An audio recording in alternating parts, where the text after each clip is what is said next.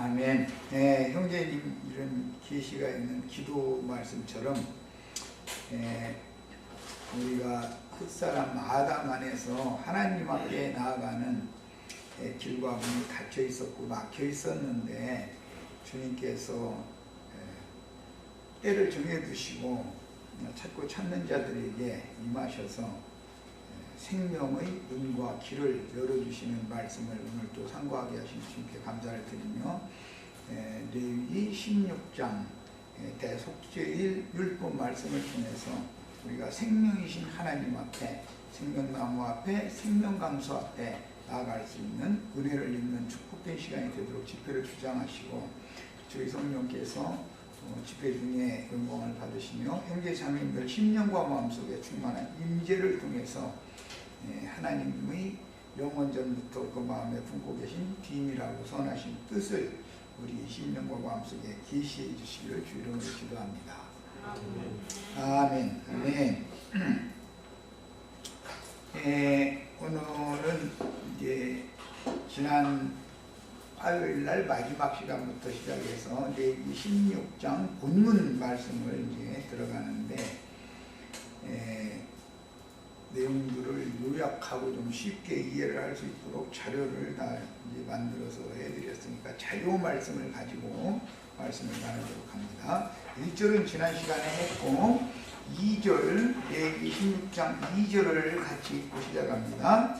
아론이 휘장 안 지성소 법궤 위 속죄소 앞에 무시로 들어오는 것을 금지하여 사망을 면케하는 율법이 16장 2절에 나왔습니다. 자, 성경을 읽습니다. 여호와께서 모세에게 이르시되 네 형 아론에게 이르라. 성소의 휘장 안 법궤 위 속죄소 앞에 아무 때나 들어오지 말라. 그리하여 죽지 않도록 하라. 이는 내가 구름 가운데에서 속죄소에 나타남이니라. 그랬어요. 여기 보면 휘장이라는 용어가 나왔습니다. 성소의 휘장 안. 그러니까 휘장이 성소와 지성소를 나누고 있는 상태를 지금 보여주고 법궤이 휘장 안으로 들어가면 이제 지성소 안에 들어가면 언약궤 법궤가 놓여 있는데 그 법궤의 뚜껑을 속죄소라고 그래요. 그런데 이 속죄소는 나나주 3에 보면 시은좌 곧 은혜의 자리 이렇게 설명이 되어 있어요. 속죄소라고 하는 것은 법궤의 뚜껑을 말하는 거예요. 지성소에 안치되어 있는. 그런데 그 속죄소의 개념은 시은좌 은혜를 시해해주는 베풀어주는 은혜의 자리라 그런 뜻이라는 거예요. 그 다음에 그 속죄소 앞에 아무 때나 들어오지 말라. 그래서 이것은 구약시대에는 하나님이 허용하시는 때와 기한이 차야 되고 하나님이 허용을 하셔야만 들어가는 거예요. 이제 이런 그 윤리에 따라서 고대에 이런 이제 법이 정해지는 것은 황제 앞에 나가려면 비록 황후라 할지라도 황제가 그 금호를 이렇게 내뻗어서 들어와도 좋다라는 그 허용을 이렇게 해주지 않으면 황제 앞에 아무나 들어갈 수 없는 거예요. 이제 물론 고대 사회에서는 이제 그 황제를 죽이고 모반이 자주 일어나기 때문에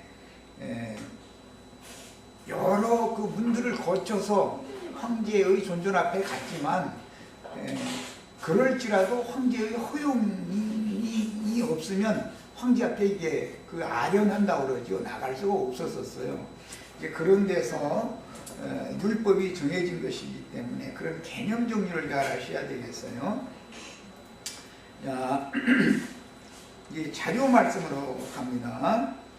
성소의 휘장이라는 말은 지금 설명드린 것처럼 지성소에 들어가기 위해서는 성소와 그 회막이라고 하는 성막 회막이라고 하는 것은 두 층으로 되어 있어서 성소와 지성소로 나누는데 그 나눌 때 여러 가지 알록달록한 그 색실로 쫀 휘장이 있고 그 휘장에는 그룹들이 이렇게 정교하게 수놓아져 있어요. 그걸 이렇게 들여치는 거예요. 그래도 이제 막았어요. 그런 그 지성소의 율법에 대해서 이해를 하셔야 돼요. 이것은 황제가 앉아있는 존전 보좌 앞에 들어가려면 반드시 최후 마지막 문이 있는데 그 마지막 문을 허용을 받은 사람만 문지기가 옆에 있다가 그 시녀들이 이제 문을 지키고 있는 거죠. 문을 지키고 있다가 황제가 허용을 해주는 그 신호를 받아야만 문이 열리는 거예요. 그렇지 않으면 못 들어가는 거예요. 그런 것에서 율법이 정해진 것이다. 이제 이런 개념을 하셔야 되겠어요. 만유의 대주재자는 하나님이시기 때문에 하나님이 인지한 임재초소는 그렇게 함부로 막 들어다니는 것이 아니다. 이제 그런 개념이죠. 문자상의 그 개념은. 자, 이것은 성소와 지성소를 분리시키려고 그룹들로 수놓은 둘째 휘장인데, 성막은 세 층으로 되어 있으니까 문이 당연히 세 단계가 있겠죠. 마당문은 항상 개방되어져 있는 것이고, 첫째 성소에 들어갈 때도 휘장이 가려져 있고, 둘째 지성소에 들어갈 때도 휘장이 가려져 있어요. 자, 그런데 이는 영적 의미를 보는 거예요. 자연인의 영과 혼을, 마당이라는 건 몸을 상징하는 것이고, 마당문이라는 건 눈, 코, 입, 귀, 살갗 이런 것들은 마당문이죠. 우리가 이제 세상을 접촉하는 건 눈, 코, 입, 귀, 살갗 이런 것으로 세상을 접촉하잖아요. 그것은 성막의 마당문을 상징하는 거다 그런 말이에요. 그 다음에는 성소 안으로 들어가려면 마음의 문이라는 것이 열려야 된다 그래요. 마음의 창이. 마음의 문이 열렸어도 지성소에 들어가려면 영의 생각, 영의 문이 또 열려야 되는 거예요. 그런데 오늘은 대속죄 이런 지성소에 들어가는 일을 하니까 영의 문을 여는 문제다. 영의 생각이 열려야 된다. 하나님의 그 보좌, 참하늘, 하나님이 임재해 계신 처소를 이제 참하늘이다 그러는데, 그 참하늘로 들어가려면 문이 열려야 돼. 이것은 그 하늘 보좌에 앉아 계신 분이 허락하는 자, 즉 그분 하나님과 유일하신 참 하나님과 그의 보내신 자 예수 그리스도께서 기뻐하는 자에게 계시해 주는 자, 허용을 받는 자란 말이에요. 그 계시를 받을 수 있는 사람 외에는 못 들어가는 거예요. 그런데 구약시대에는 대제사장이 1년 1차에 단 한 번 딱 들어갈 수 있도록 허용을 받았다 그런 말이에요. 율법에 이제 그 얘기예요. 자, 이것은 자연인의 영과 혼을 분리하는 육적 자아로서 에덴 동산 생명나무 길의 동편 문을 그룹들이 가로막은 것과 같은 이치다. 흑사람 아담이 우리 이제 그 한글 번역에는 우리 중 하나와 같이 선악을 아는 일에 우리 중 하나와 같이 되었다 그랬는데, 그것은 이제 인격화에서 그렇게 말씀을 했지만 사실은 에덴 동산 중앙에는 두 나무가 있었죠. 생명나무도 있고 선악을 알게 하는 나무도 있었어요. 근데 그 두 나무 중 한 나무와 같이 됐다 이거예요. 그 한 나무는 선악을 알게 하는 나무인 것이죠. 선악과 나무와 같이 됐단 말이에요. 아담이. 야, 그렇게 됐기 때문에 하나님은 선악과의 열매를 따먹음으로 선악을 알게 하는 지식나무, 선악을 알게 해주는 나무와 같이 된 아담을 쫓아낸단 말이에요. 에덴 동산 밖으로 쫓아내고 그 에덴 동산 동편 문을 두루 도는 화염검을 맡은 그룹들에게 거기 지키도록 그 문지기 노릇을 그룹들이 하는 거예요. 뭘 가지고 하느냐면 불칼을 가지고서 있단 말이에요. 거기에는. 자, 이제 이런 그림을 잘 마음에 담아 두셔야 됩니다. 그래서 생명나무끼리 동편 문을 그룹들이 가로막은 것과 같은데, 이건 이제 신약에 와서 예수님은 마태복음 23장 13절 14절을 보면은 화 있을진저 이 외식하는 서기관과 바리새인들이여, 너희는 천국문을 가로막고 서서 너희도 들어가지 않고 들어가려 하는 자들에게도 막는다. 이렇게 표현을 했어요. 누가복음 11장 52절에서도 이제 그 동일한 말씀을 기록을 해놨어요. 이것은 이따 이제 인용이 됐으니까 읽어볼 거예요. 자, 그러니까 에덴 동산에서 화염검이라고 하는 불칼을 가지고 있는 그룹들이 에덴 동산 중앙으로 생명나무를 따먹으러 들어가려면 그 길을 걸어서 그 문을 통과해서 들어가야 되는 건데, 그 문지기 노릇을 유대교 지도자들이 하고 있었다는 말이에요. 상징이다. 그런데 이제 오늘 우리가 나누고자 하는 말씀은 예수님이 오셔서 그 문과 길을 새로 개척을 해서 신장로를 내놓고 새로운 문을 열어놓으셨단 말이에요. 문을 개방을 해버린 거예요. 지성소 문을. 그리고 나서는 그룹 천사들을 대신해서 복음을 맡은 천국 열쇠를 맡은 주님의 제자들에게 천국 말씀을 맡겨가지고 반대로 그룹들이 지킬 때는 사망을 만진 자, 나병한 자, 유출병자로 대표되어지는 세리와 창교와 모든 죄인들, 뭐 문둥병자들, 뭐 문제 소경들, 여러 가지 죄인들은 하나님의 성전에 들어갈 수 없도록 성전 밖으로 그들을 쫓아냈단 말이야. 그룹들이 지킬 때는 그렇게 한 거예요. 이제 성전 안에 들어갈 때는 오늘 대제사장이 들어갈 수 있었던 것처럼 유대교 지도자 중에 율법 대제사장만 들어가도록 그것을 허용을 했단 말이야. 율법 시대에는. 그런데 이제 예수님이 오셔서는 누가 쫓겨나느냐면은 유대교 지도자들이 반대로 쫓겨나고 세리와 창교와 모든 죄인들을 위해서는 문을 열어준다. 시대의 전환이 오는 얘기를 하는 거예요. 이것이 대속죄일 율법에서 제일 중요한 얘기예요. 하여튼 이제 레위기 16장은 많은 말씀들을 이제 추구를 해야 되지만 지금 한 몇 분 동안에 한 10분 동안에 이렇게 지금 큰 윤곽을 말씀을 드리는 이 내용을 마음에 담아 두셔야 돼요. 그래서 계시록 마지막에 가서는 우리 형제 자매님들에게 금갈대를 그 손에 쥐어져 가지고 신구 성의 문지기 노릇을 하게 해주는 거예요.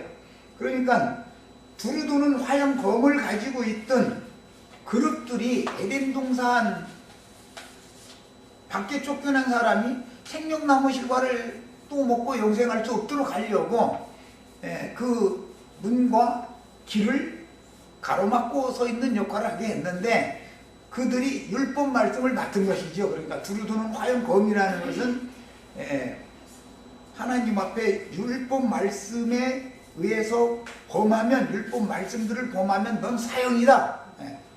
불칼에 의해서 이렇게 심판을 하는 그런 권위를 가진 말씀을 맡은 제사장들을 문지기로 세워놨었지만, 율법 시대에는 예수님이 오셔서 이것을 반대로 그들에게서는 그런 본을 빼앗아 가지고 제자들에게 그 권리를 맡기는 거예요. 그래가지고 천국 열쇠를 그들에게 맡기는 거예요. 그러니까 사실은 구약 시대에 그런 두루도는 화염검을 가지고 생명나무 길을 막고 서 있던 자들은 사실은 그게 지옥사자들이었다 이거예요. 지옥사자. 그래서 거기에 그들이 들어오라고 하는 허용을 하는 사람들이 들어가면 그게 사실은 멸망의 문은 넓다 그랬죠. 넓고 그 다음에 그 멸망으로 가는 길은 문은 크고 길은 넓다 이거예요. 그래서 찾는 이가 많다 그랬어.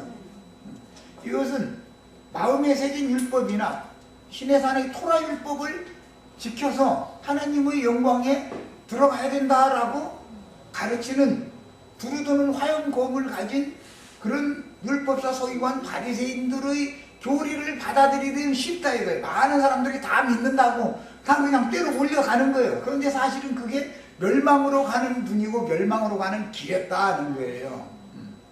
그리고 생명의 문은 좁고 생명길은 협착해서 찾는 자가 적다 그랬어요. 이제 그러니까 예수님이 생명이시고 생명나무는 예수님인데 모세는 선악을 알게 하는 나무죠. 그런데 모세의 제자 되는 건 쉬워. 예수님의 제자 되는 건 쉬운 일이 아니다고요. 왜? 말씀이라는 것은 밖에 기록한 말씀도 있지만 안에 기록한 말씀이 있어서 모세의 율법을 따라서 종문대로 문자대로 기록한 밖에 기록한 그 문자대로 율법을 다 지켜 행해서 하나님의 영광 앞에 나가려고 하는 자들은 전부 다 그게 지옥에 떨어지는 자들이다. 그게 사실은 멸망의 문을 통과해서 그 안에 들어가면 멸망으로 들어가는 게 사실은. 그런데 그것이 구원으로 들어가는 것으로 착각을 하고 있었던 것이죠. 4,000년 동안. 지금 계속 이 말을 우리가 지금 나누고 있어요. 그래서 예수님이 오셔서 이제는 반대로 한다 이거예요. 율법 행위대로 하자면 세리요, 창녀요, 모든 병자들인데 이 사람들은 하나님이 보시기에 4,000여 년 동안 이른바된 자들이고 죽은 자들이다고요.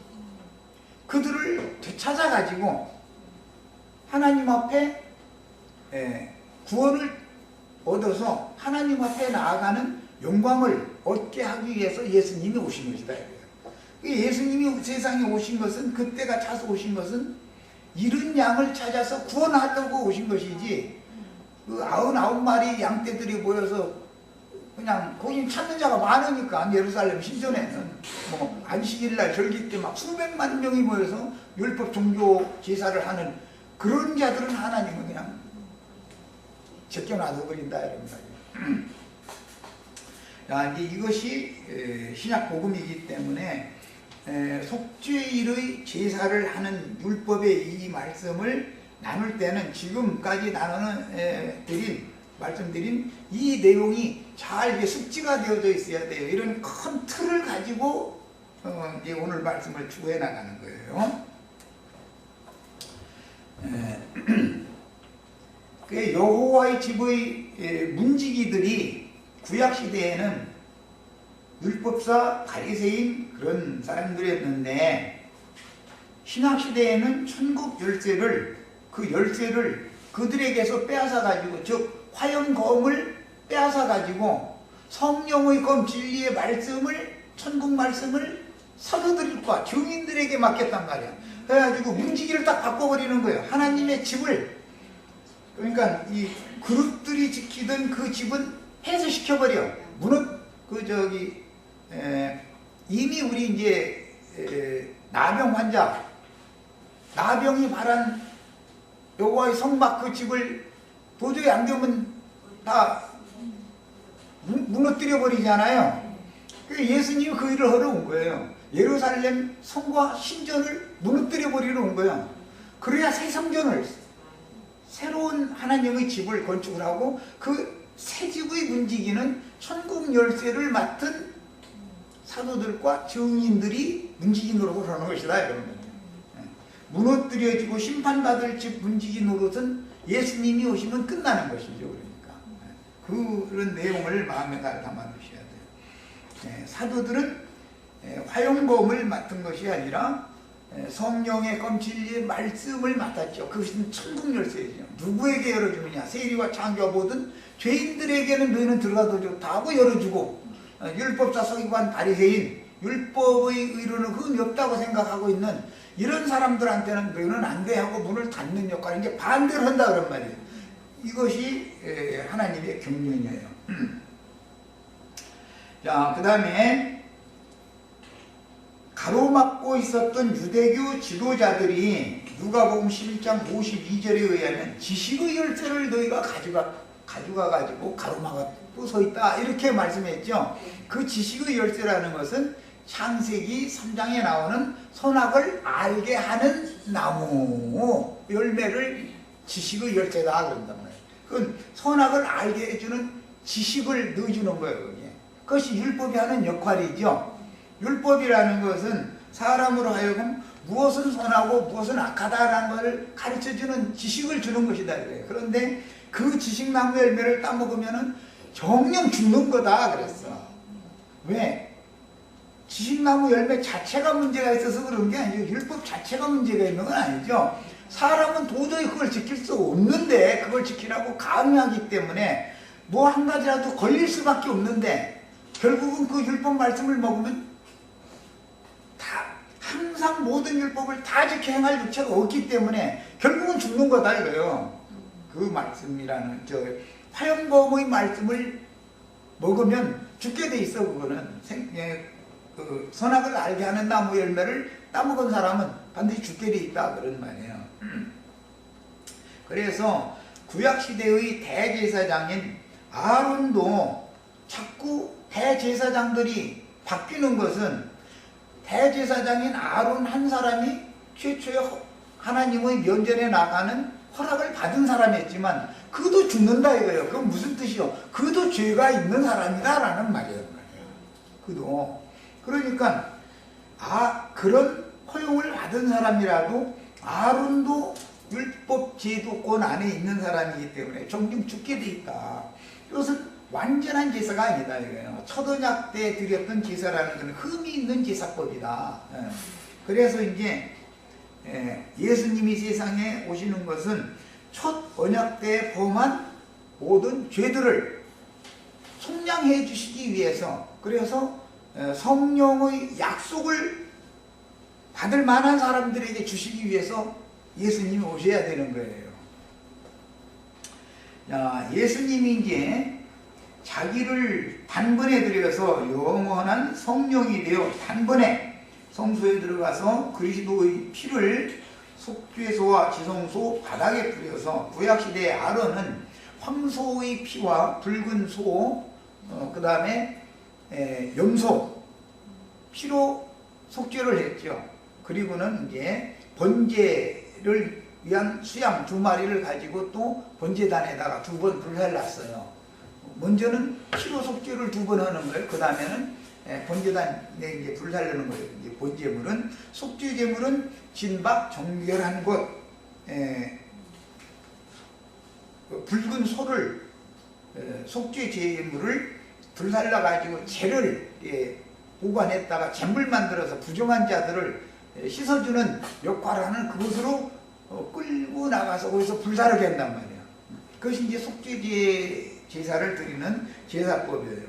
먼저는 피로, 속죄제의 피로 제사를 2번 하는 거예요. 황소로 먼저 한 번 하고 그 다음에는 백성들을 위해서는 염소로 또 한 번 하는 거예요. 지성소에서 제사가 끝나면 나오다가 회막 성소에서 제사를 하고 마당에 나와가지고는 번제단의 뿔에다가 바르고 또 피를 뿌리고 이렇게 해가지고 일단 속죄제사를 지성소, 성소, 마당에서 하고 나서 그 제사가 끝나면 아사셀 염소를 그 맡은 사람에게 안수해서 아사셀 염소를 안수해서 보내야 되니까 성막 밖으로 이제 나와야 되겠죠, 당연히.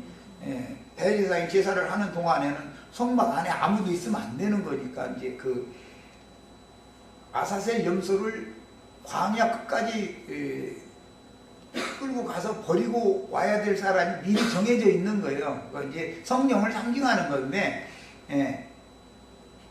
그에게 아사셀 염소를 아껴서 보내면 다시 성막 안에 다시 들어온다는 거예요.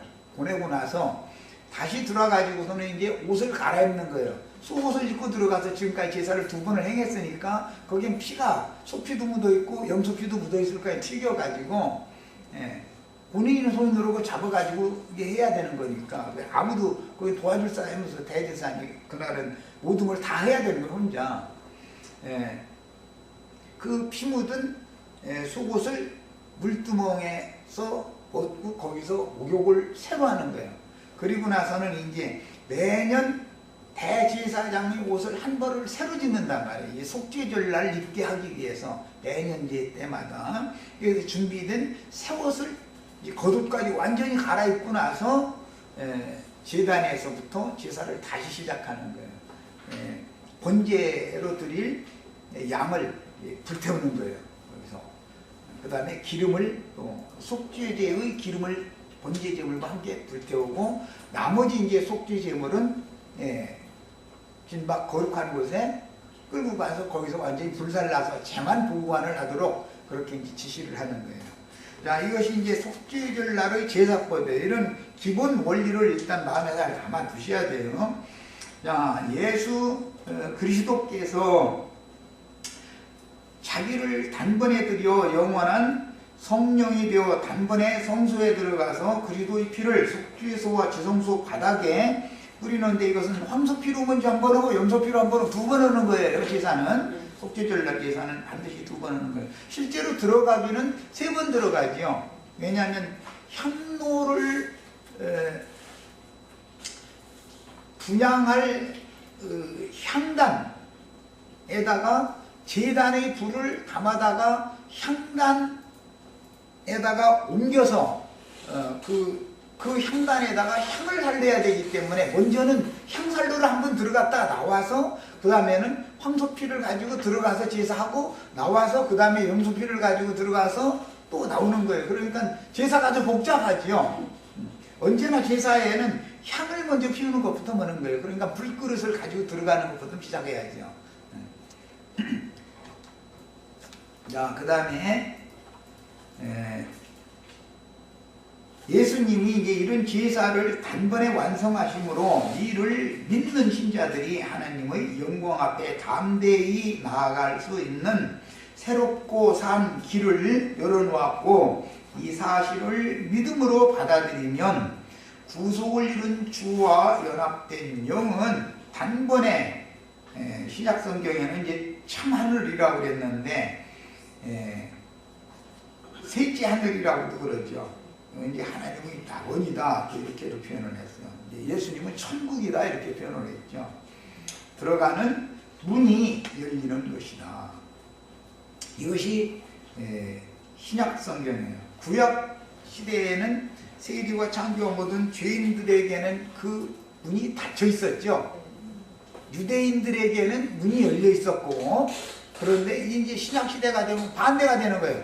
유대인들에 대해서는 신약의 새 지구의 문은 새 궁정, 하나님의 궁정의 문은 문지기 자체도 바꿨고 했으니까 율법을 가르치고 율법에 세례된 데 있는 사람들은 못 들어가는 거예요. 반대로 율법에 의해서 정죄받은 사람들이 반대로 들어가는 거예요. 이제 시대가 바꿔지는 거예요. 이 얘기를 지금 하는 거예요. 예수 그리스도께서 십자가에 달려 대속물로 운명하셨을 때 성소의 둘째 휘장이 위에서 아래로 찢어졌다. 마태복음 17장 51절에는 이 말씀이 기록이 되어져 있죠. 위로부터 아래로 찢어서 휘장이 둘로 나눠졌다. 이제 이렇게 했어요. 이것은 구약 성경의 옛교상에 제사장의 속옷이라고 하는 것은 우리들의 속사람을, 예수님의 속사람을 말하는 거예요. 기본적으로. 겉옷이라는 것은 예수님의 몸, 육신의 모양으로 오셨던 사람이신 예수님의 몸을 상징하는 거예요. 그럼 예수님 안에도 영혼이 있었으니까 그건 속옷으로 상징이 된 것이죠. 자, 이것은 비유다. 그래서 사람은 속옷도 있고 겉옷도 있게 돼 있는데 속옷이라는 것은 속사람을 가리는 것이다 이거예요. 속생명을. 겉옷이라고 하는 것은 이 육신을 가리는 것이다. 이건 상징이다. 옷에 대한 그런 개념도 이해가 있으셔야 되고, 자, 하나님과 인간 사이에 이제 진정한 화해의 길이 열리려면 죄인이 되어진 인간 사이에 나는 스스로는 도저히 어떻게 할 수 없는 문득병 전신에 퍼진 사람, 부모가 돌아가셨으니까, 형제가 죽었으니까 꼼장무덤 시체를 만져야 되고 무덤을 갖다가 만들어 줘야 되니까 무덤을 만져야 되는 사망을 접촉하지 않을 수 없는 사람, 그 다음에 유출병을 걸려가지고 안 죽고 싶어도 자동적으로 생명이 새나가 이렇게 그래서 자동적으로 죽어가는 이런 도저히 가망이 없는 사람만 생명의 길이 열리고 생명의 문이 열린다는 거예요. 그런데 그런 사람이 신년이 찬 사람이다, 때가 찬 사람이다, 이제 이렇게 표현을 하는 거예요. 그 다음에 그래서 그들에게만 하나님과 인간 사이에 진정한 화해의 길이 열리는 것이다. 그들이 하나님과 그의 보내신 자 예수 그리스도께서 기뻐하심을 받은 자들이고, 그들만 계시를 이 성경의 모든 그 기록된 문자로 기록된 말씀들을 계시로 깨달을 수 있게 돼 있다. 그들에게만. 자, 그래서 그 결과 성도들은 그리스도의 보혈의 공로를 의지하여 하나님 앞에 담대히 나아갈 수 있게 되었으니 이것이 신약복음인 새 언약인 것이다. 새 언약은 아무하거나 체결하는 게 아니죠. 그러니까 이런 진리가 계시로 말미암아 영의 계시가 되어져서 마음에 믿어져야만 새 언약 백성이 되는 거예요. 자, 이제 히브리서 9장 15절을 읽고 오겠습니다.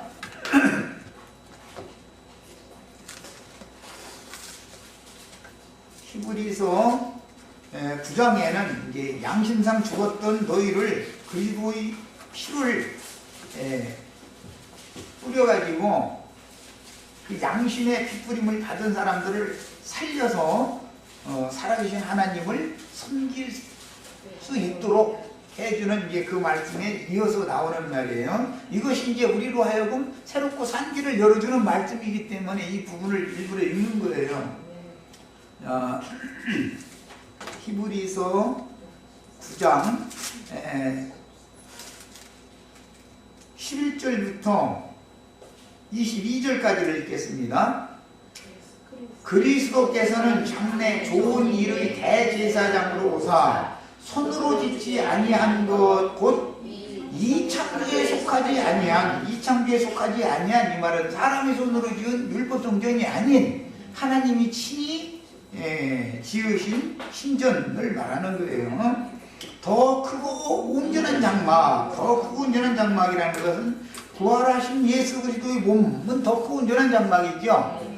너희가 이 성전을 하려고 할 때는 당신의 몸, 인자로 오셨던 몸을 말하는 것이지만 부활의 날에는 더 크고 온전한 참장막을 사흘 동안에 지었죠. 그것이 교회죠. 교회라는 이런 거단 말이야. 더 크고 온전한 장막으로 말미암아 염소와 송아지의 피로 하지 아니하고, 염소와 송아지의 피는 대속죄주일날 아론이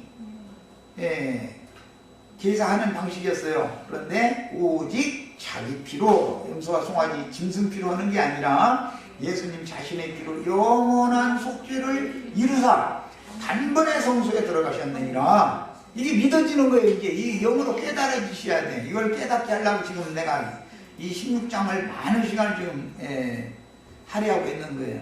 염소 황소의 피와 및 암송아지의 죄를 부정한 자에게 뿌려 그 육체를 정결하게 하여 거룩하게 하거든. 하물며 영원하신 성령으로 말미암아 흠없는 자기를 하나님께 드린 그리스도의 피가 어찌 너의 양심을, 그러니까 구약시대에 이런 지성소 제사를 한 목적은 죽은 양심을 살리는 것이 목적이었죠. 구약시대는 전부 모형이잖아요. 사람의 손으로 지은 성막의 지성소에 들어간다는 것은 사실은 예수님의 피를 가지고 성령께서 그 피를 나의 양심에 오셔서 피를 뿌려주러 오시는 것을 상징한 것이잖아요. 그런 말이란 말이야.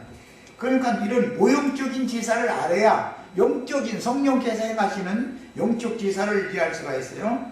너의 양심을 죽은 행실에서 깨끗하게 하고 살아계신 하나님을 섬기게 하지 못하겠느냐. 가장 중요한 건 양심의 피뿌림을 받아서 죽은 양심이 살아나는 거예요. 이게 이제 죽은 자가 살아난다 그런 거예요. 자, 그 다음에 이로 말미암아 그는 새 언약의 중보자시니 이는 첫 언약 때 범한 죄에서 속량하려고 죽으사 그랬어요. 그러니까 첫 언약 때라는 것은 첫 아담 안에서는 다 마음에 새긴 율법을 지켰고 시내산 율법을 더하여 지켰죠. 예배당에 세상 사람일 때는 마음의 율법을 지켰고 예배당에 가면 예배당에서 가르치는 신학 교리를 또 지키는 것이죠. 이제 이렇게 함으로 그것이 범죄 행위다 이거예요. 다른 게 범죄가 아니라 율법 지키는 것이 범죄다 이거예요. 그 율법을 지키라는 게 아니었죠. 원래는 율법을 지키라는 게 아니에요. 율법을 지키면 죽는 거예요. 그걸 지키면. 그래서 바리새인 기도, 세리 기도 두 사람 기도 대비해보면 금방 알 수 있죠. 바리새인은 율법을 철두철미하게 지켰는데 그 기도는 받으심이 되지 않았고, 그거 향을 살렸는데 하나님은 너는 못 들어와. 향을 사러서 먼저 들어가서 향로에다가 향을 사르는 것은 지성소로 들어갈 수 있도록 허락받기 위한 조치인 거예요. 그게 그 향연이 그 지성소를 완전히 가리게 만들어야 되는 거예요. 덮게 만들어야 되는 거예요. 그러면 이제 허용이 되어지면 대제사장이 먼저 황소피를 가지고 들어가고, 그 다음에 염소피를 가지고 또 들어가고, 이렇게 반복해서 제사를 드렸던 거예요. 그런데 허용을 안 해줘. 율법적인 그런 행위, 율법적인 기도. 근데 바리새인의 기도를 아무리 드려도 바리새인의 기도는 하나님이 받아주시지 않는다는 말은 향연이 속죄소를 덮어주지 않는다. 왕이 금호를 내밀고서 들어도 좋다고 허용을 안 한다고 말이야. 그러니까 바리새인 기도를 하면 안 되는 것이죠. 향을 살려도 세리의 기도를 해야지. 유대인들이 생각할 때는 세리는 신전에 들어갈 수 없다고 생각하고 있었는데, 세리는 오히려 들어갈 수 있도록 허용을 받았다는 거 아니에요. 말하자면 이런 이치를 잘 깨달으셔야 돼요. 이게 초등학교 범한 죄라는 것은 무슨 바리새인처럼 율법을 잘 지킨 것이 죄다 이거예요. 율법을 못 지킨 세리는 오히려 들어가도록 허용을 받았고, 기도가 연락했다는 말은 지성소에 들어가는 것을 허용받았다 그 말이야. 이제 그 황제의 면전 앞에, 우주의 대주제의 면전 앞에 나갈 수 있는 허용을 받았다. 이것은 세리는 오히려 허용을 받고 바리새인 못 받았다는 거예요. 바리새인이 율법을 잘 지켰지 세리가 율법 잘 지킨 건 아니잖아요. 그래서 초도nhập 때 범한 죄가 뭔지 우선 안 해야 된다 이거예요. 이것을. 자, 예수 그리스도께서 이처럼 이제 새 시대를 가져오는데, 그것은 먼저 유대인들에게 율법 말씀을 맡기신 것은, 그것은 이방인들의 구원을 위해서 그들에게 생명나무로 나아가는 길을 막게 만드는 사명을 맡겼다 그 말이단 말이야. 이방인들은 하나님 앞에 나갈 수 없었죠. 4000년 동안. 그릇들이 한 일은 뭐냐면 화염검을 가지고 그 불칼을 갖고 있는 거야. 불칼. 그래요. 불칼이 계속 돌아. 거기 지나가려면 불칼에 의해 목이 잘려버리니까 못 들어가는 거야. 그래서 이것은 유대인들만 들어가도록 허용을 해줬고, 그들은 이방인들은 못 들어가게 해줬어. 못 들어가게. 그런데 이제 시대가 바꿔지면 오히려 이게 반대가 돼버린다. 지금 그 말이야. 이게 하나님의 경륜이에요. 자, 대제사장은 매년 1차의 이 길을 통해서 지성소의 속죄소 전면 위와 속죄소 전면의 바닥에 속죄물의 피를 7번씩 2번 반복해서 뿌리는 거예요. 왜 그런지는 아시죠? 먼저는 대제사장과 자기 권속 레위 지파를 위해서, 먼저 제사장들을 위해서 소를 잡아가지고, 송아지를 잡아가지고 그 송아지 피로 속죄 제사를 해야 됐기 때문에, 그리고 그 다음에 백성들을 위해서는 염소 피를 가지고 또 들어가야 됐기 때문에 2번 뿌리는 거예요. 하나님과 대제사장 사이의 평화의 언약을 체결하심으로 예수님과 제자들 사이에 맺을 언약에 대한 예표가 되었고, 아론 반차에 따른 그 제사 행위는 예수님의 제사에 대한 예표일 뿐이죠. 아론 반차에 따른 것은 매년 드렸고, 대제사인 죽으면 대제사인 바꿔줘 가지고 들어가서 또 드렸고 그랬지만, 예수님은 단 한 번에 딱 해버린다는 거예요. 이것은 이제 차이를 이해하셔야 돼요. 이들은 약속의 성령으로 말미암아 언약을 기업으로 받게 되는 그리스도 율법 생명의 성령의 법은 믿어야 된다. 예수 그리스도께서 아론 반차의 제사 직분을 폐하고 영원한 멜기세덱 반차에 따른 제사 직분을 단번에 행해서 새롭고 산 길을 열어놨고 우리들에게도 생명의 문과 길을 새로 열어놨다. 이방 죄인들에게도 이 길을 열어놨다. 반대로 율법을 지켜서 하나님 앞에 나가려고 하는 사람들에게는 반대로 문을 닫아놔 버렸다. 이것을 우리가 마음에 믿어야 된다. 그런데 이걸 깨달아야 믿지 도대체. 이것을 가르치면은 예배당에 가면은 나는 이단이죠. 예배당에 가면 마음에 새긴 율법도 있는데다가 거기다 종교법을 새로 더해서 선한 사람 되세요. 뭐 그 사람들 얘기는 뭐 세상에 빛이 되고 소금이 되세요. 성령이 9가지 열매 맺으세요. 이게 이제 대표적인 말이야. 자꾸 그걸 하라고 그러는 거예요. 그 말은 당신은 꼭 죽어야 돼요. 당신은 반드시 죽어야 돼요. 그 말이죠. 율법에 대하여 내가 죽지 않으면 나는 하나님을 향하여 살아날 수가 없기 때문에 그들은 나를 죽이는 역할을 해주는 것이다 이거예요. 그들의 사명이라는 건. 그들의 불칼에 의해서 불칼을 얻어맞고 죽은 사람만 여기 이제 성령의 검 진리의 말씀을 통해서 살아나는 거예요. 이제 세법을 통해서. 율법의 역할이 있고 율법 제사장들의 역할이 있는 것이죠. 그들은 우리를 죽여주는 거예요. 죽여주는 거예요. 하나님의 법에 의해서 심판받게 만들어 버리는 거예요. 그래서 이제 그들이 사실 중매쟁이 노릇을 하는 것이죠. 그래서 요한은 중매쟁이잖아요. 중매는 열심히 해놓고 자기는 안 들어가잖아요. 예, 그 생명이신 주님의 친구일 뿐이지. 그러니까 그냥 중매만 하는 거예요. 그런데 자기 제자들은 예수님 제자들이 되어서 천국의 진로에 들어가는데 본인은 안 들어가. 그리고 본인 제자들을 따로 해서 날마다 분강산 노릇을 해. 이게 참 그런 사람 만나면 힘들죠. 아주. 그렇다고 해서 요한의 제자들이 유대교인들은 아니잖아. 유대교에서 나온 사람들이지 그게. 그들이 하는 역할이 있다 이거예요. 역할이. 이제 요한이 죽어야 예수님이 사역이 시작이 되기 때문에 이제 역할이 있는 거예요. 한편 여호와의 법궤가 안치된 성소의 휘장 안쪽 지성소는 하나님께서 임재해 계시는 장소로서 일반인은 물론 제사장들의 출입도 금지되었으며, 이건 구약시대에는 그랬죠. 생명나무 길을 막아놨다는 것이 이제 4,000년 동안 쭉 이어지니까 그런 거예요. 오직 매년 한 번 대속죄일날 대제사장이 희생짐승의 피를 가지고 들어가서 속죄 제사를 드려서 아론의 제사를, 예수님에 대한 예표일 뿐이죠. 멜기세덱 반차에 따르는 제사장 직분에 대한 예표일 뿐이에요. 아론 반차의 제사장 직분이라는 것은 이것을 예표상으로 실현을 했어요. 자, 그 다음에 법궤 위 속죄소 앞에 무시로 들어오지 말아라 그랬는데, 법궤라고 하는 것은 사람으로 오신 예수님에 대한 모형인 거예요.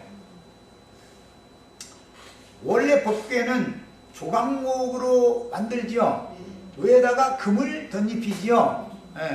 그러니까 예수님은 사람의 모양으로 오셨지만 안팎으로 신성이 충만한 분이었죠.